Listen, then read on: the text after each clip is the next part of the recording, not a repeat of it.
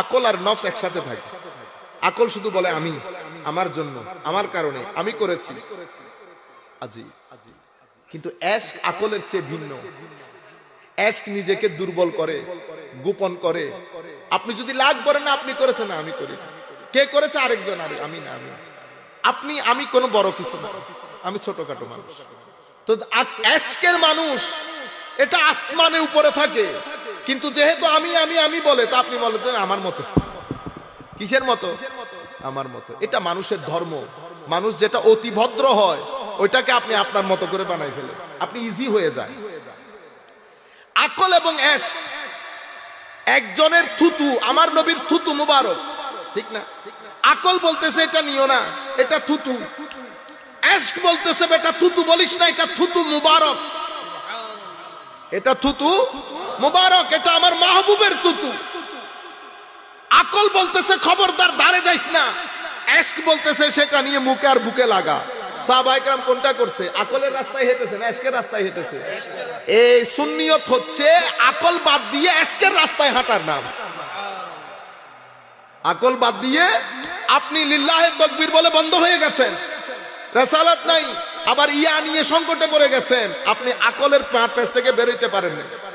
আপনি যদি বলেন হুজুর তো শরীয়তের বিরুদ্ধে হয়ে যায় না, ও ভাই যারা ইয়া রাসূলুল্লাহ বলছে রুয়ে জমিনের মধ্যে, তারা আমার আর আপনার চেয়ে এত বড়, দেখতে গেলে মাথার টুপি পরে যাবে। তারা শরীয়ত আমার চেয়ে আপনার চেয়ে কম বুঝে নাই।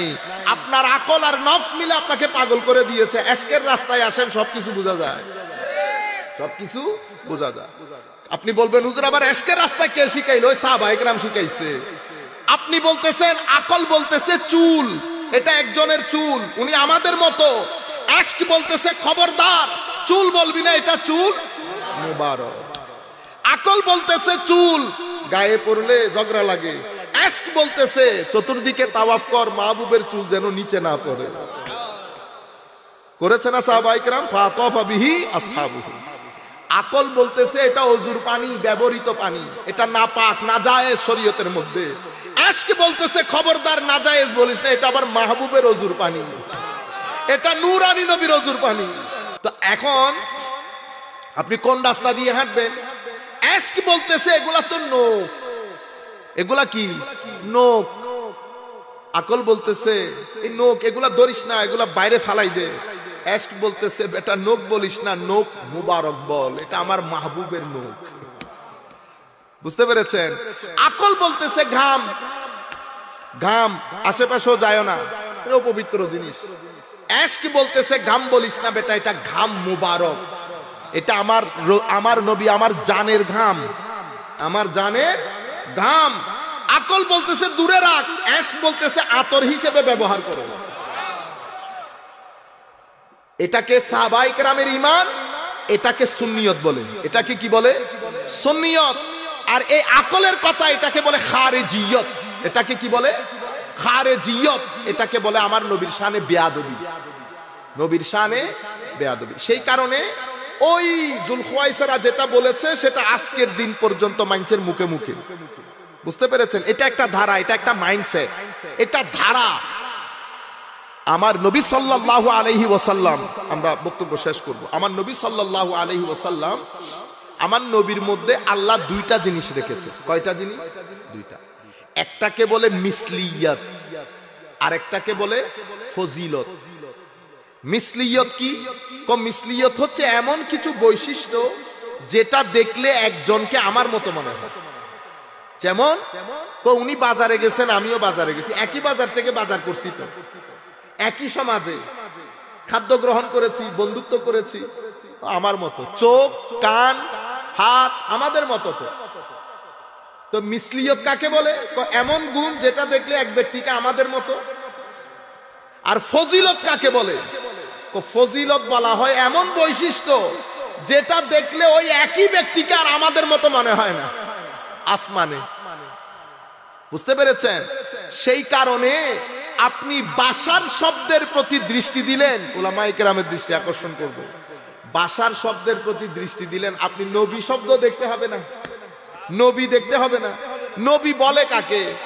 নবী বলা হয়, নবীর অনেক শব্দের অর্থের মধ্যে তিনটা অর্থ কমন। সেটা কি? হামজা দিয়ে পড়েন অথবা হামজা ছাড়া পড়েন, নবী বলেন, নাবা বলেন অথবা নাবা উন বলেন, যেটাই বলেন তিনটা অর্থ থেকে বের হবে না। নবী শব্দের অর্থ হচ্ছে এমন সত্তা যার সিনার ভিতরে আল্লাহ অদৃশ্যের জ্ঞান দিয়ে ভরপুর করে দিয়েছে, ঠিক আছে? অথবা নবী শব্দ, নবী বলা হয় এমন সত্তাকে যাকে আল্লাহ অদৃশ্যের ব্যাপানা জ্ঞান দান করে মানব জাতির কাছে পাঠিয়েছেন এগুলার সংবাদ দেওয়ার জন্য। অথবা নবী মানি আল মাকান আল মুরতাফে, এমন একটা উঁচা জায়গা যেটা দূর দরাজ থেকে মানুষ দেখে ঠিকানার সন্ধান পায়। তো এই দৃষ্টিতে নবীকে নবী কেন বলা হয়? তো নবীকে নবী বলা হয়, নবী সৃষ্টি জগতের মধ্যে সমস্ত সৃষ্টির চেয়ে নবীর মকাম অনেক ঊর্ধ্বে, যাকে দেখে মানুষ হেদায়েতের রাস্তা তালাশ করে পায়, সেই কারণে নবীকে নবী বলে। এবার বলেন তো দেখি, বাশার বলার পরে আমার মতো বলছেন, নবী বলার পরে আর আমার মতো বলতে পারতেছেন, এটা হচ্ছে ফজিলত। তো ফজিলত কোনটা? এমন কিছু গুণ যেটা দেখলে এক ব্যক্তিকার আমাদের মতো মনে হয় না। কিরকম? আপনি বলতেছেন হুজুর আমারও চোখ নবীরও চোখ, ঠিক আছে, তো আমার চোখের মধ্যে সাইজ দেখেন, গুটলি, একটা পিন্ডলি, সবকিছু মিলে আমার নবীর মতোই তো। কিন্তু আমার নবী বলতেছেন আমি সামনে যেমনে দেখি পিছনেও তেমনে দেখি, সামনে যেমনে দেখি পিছনেও। ও সামনে পিছনে বাদ দেন, আমার নবী বলতেছে তোমাদের সিনার ভিতরের খুশু খুদু পর্যন্ত আমি নবী দেখি। তো চোখ এক হয়ে গেছে। আপনি এবার হাত দিয়ে চিন্তা করেন, আমার নবীর হাতের ইশারা সূর্য ফেরত আসছে না, আঙ্গুলের ইশারায় চন্দ্র দ্বিখণ্ডিত হয়েছে না। আপনি আজকে থেকে কিয়ামত পর্যন্ত এমনি এমনি করেন দেখি কিছু হয় কিনা। তাইলে আঙ্গুল দেখতে আমাদের মতো, কিন্তু বৈশিষ্ট্যের দিক থেকে আমাদের মতো না, এটা বোঝার জন্য কোরআন হাদিস পড়তে হয়।